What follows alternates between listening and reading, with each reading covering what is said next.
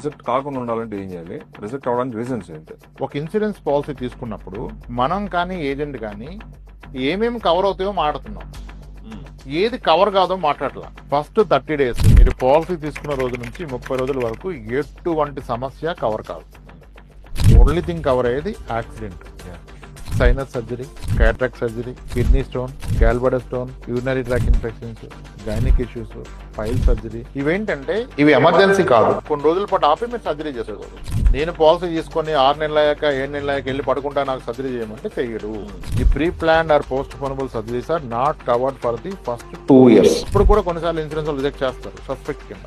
ఇప్పుడు ఈయనకి accident hospital ఉన్నప్పుడు వీళ్ళ వైఫ్ ఉంటుంది కదా, ఏమైనా టాబ్లెట్ వేసుకుంటాడా, డాక్టర్ అడుగుతారుగా డయాబెటీస్ ఉందా, బీపీ ఉందా, ఏమైనా టాబ్లెట్ వేసుకున్నారా, ఎప్పటి నుంచి వేసుకున్నారు, నిద్ర మాత్రం వేసుకుంటాడా అని అడుగుతారు కదా.